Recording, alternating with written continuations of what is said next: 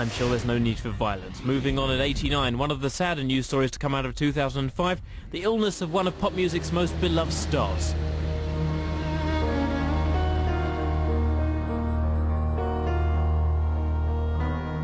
I think that it was just predominantly shock that people felt when they found out Kylie had cancer, because you don't, it's awful though, isn't it? It's like with any disease. You don't think that people who are attractive and successful and rich get diseases like that. With somebody like Kylie as well, the whole thing is, if it can happen to her, who must have the best medical, professionals at her disposal and has this incredibly healthy life, if it can happen to her, then it can happen to me. And you're right, it can happen to you. The only positive side to poor Kylie Minogue's breast cancer story is the fact that, yes, more and more young women have asked for information and got on the Cancer UK website.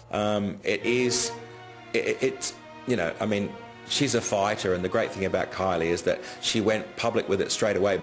She's actually gone to places, homes with leukemia, where they look after kids with leukemia and things like that. So she's obviously thought, I'm going to try and draw some positiveness out of this and try and turn it around and try and get people's knowledge up about cancer. Kylie's unfortunate diagnosis of breast cancer definitely has helped raise awareness of this disease, and I know that charities like Breakthrough have received thousands more hits on our websites and also calls to our information line as a result of her diagnosis. We do know through our own survey that awareness in Kylie's own age group has definitely increased.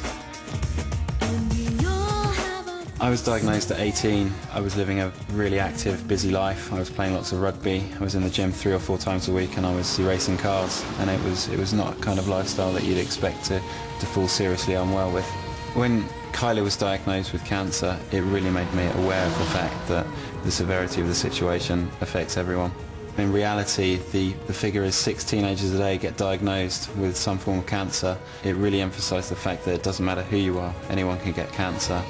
Kylie contracting cancer is bound to increase the amount of hits that she's going to get on the internet.